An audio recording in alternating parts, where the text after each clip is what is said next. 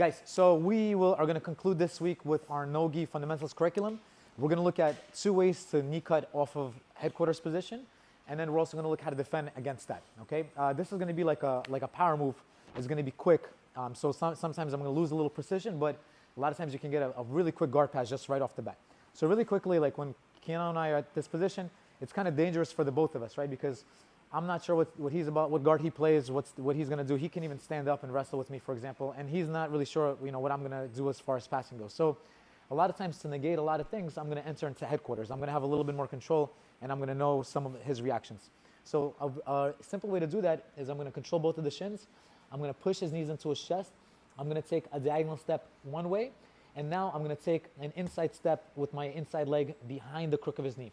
It's very important when I do that I rotate his knees. So make sure there's no daylight here. Some of us have been stepping when there's a little bit too much space. It's going to be really easy for them to repummel and then to put you into some guards, right? So again, I'm going to be here controlling both of the shins. 1, 2.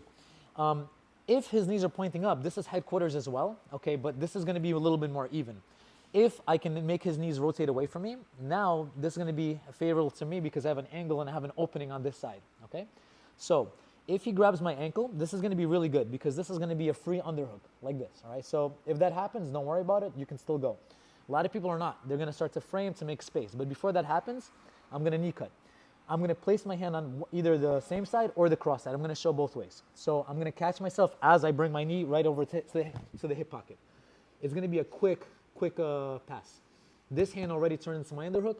Now I can start to control the head, pummel my toes out, and I'm already in the pass. All right, so again, one more time. So I'm here, he's on his back. I'm controlling both of the shins. I'm taking a step A, B. Hand goes onto the hip. You can go a little bit deeper if you like to, all right? And now look, I'm gonna catch myself as I knee cut. So I generate a lot of speed because of that. From here, I'm gonna start to look for my cross face, and then I'm gonna pummel my knee to the outside to get my pass, right? Another variation, it's the same move, but just slightly different, is I'm gonna post my hand across the mat. So when I post his hand across the mat, it's going to be harder for him to wrestle up. So as I'm cutting, I'm going to place my hand right over here. So now notice I'm landing more perpendicular towards him as opposed to more linear. And now that I'm more perpendicular, now it's going to be much harder for him to wrestle up. Even if he does get that underhook, I'll be able to take my leg out. And for example, I can beat him to the punch, and I'll be able to circle way easier than if my hand was on the same side.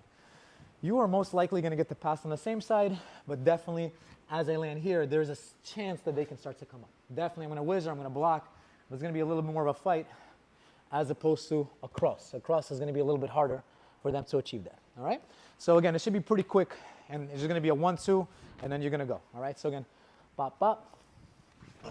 And a lot of times, sorry, but a lot of times you're going to get the pass right off the bat.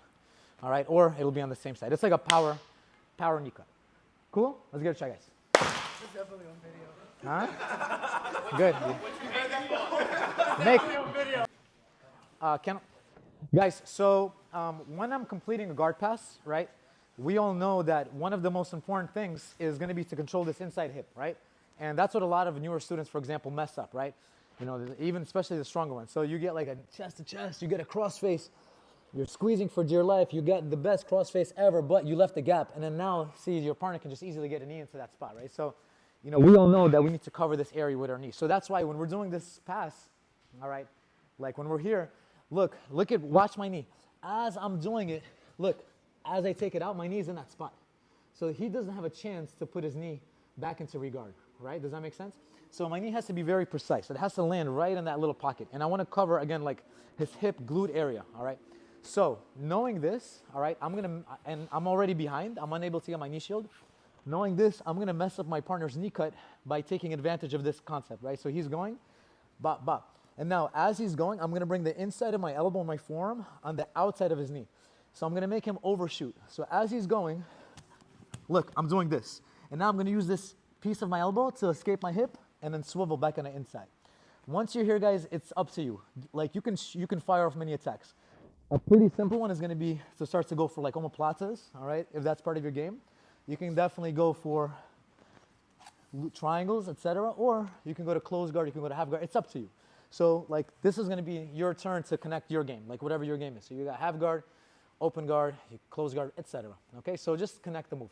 DG, give me a sweep or a submission. Omoplata? Well, we saw that one. Triangle. Well, Goga Plata you want?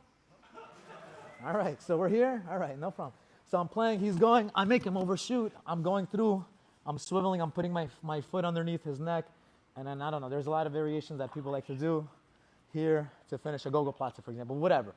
Whatever you want, you know, you're free to do. All right, but again, the concept is when Keanu's on the floor, is, again, once I'm here, I use a lot of speed. Exactly, he tucks his knee. So then as I'm finishing the slice, he makes me overshoot, and then that little pocket of space is going to be very easy for him to recover. Okay, that's all the move is, all right? You're, again, finding your elbow in the right spot.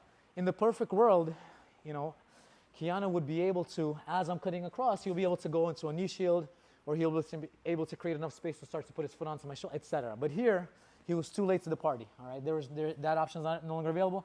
So as my knee's coming in, he's not going to take it out, create enough space to be able to regard, okay? And he did it with enough time, there's no points.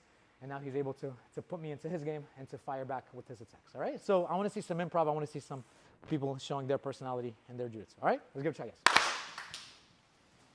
Guys, really quickly, Keanu. Where are you going, bro? Why do you keep always missing?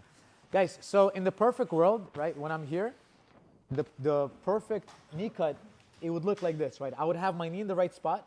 I would have my underhook. I would already collect my crossface. Now I would do this. I would pin him, and now Keanu move around a little bit. He can't move, and then I would take my toe out, and I would score my points. So I would pin him and control him before the pass solidified. All right, that's going to be the perfect world.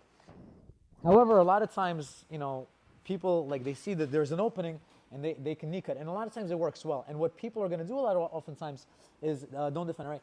As they start to knee cut, even if they feel the person is hip escaping, they're going to start to block that hip with their arm, go to north-south maybe, etc. And then a lot of times they're still able to score. But let's say that's not the case. Let's say you're here, all right, and now you've lost your knee, you've lost your foot, the underhook is already here. If you're able to tuck your elbow on the inside of the knee, all right, here, and be kind of coy about it, even if the person gets their crossface, as they pass, again, you can use that space to create and then find little openings to escape. Okay, so these are like little, you know, tricks of the trade, so to speak. You know, sometimes when, you know, you kind of lost everything, and you know the person's going to rush, all right, and then as they're rushing, you took advantage of that. Okay, so just something to think about too. All right, so guys, let's go 2 more minutes, then we're going to roll right after. All right.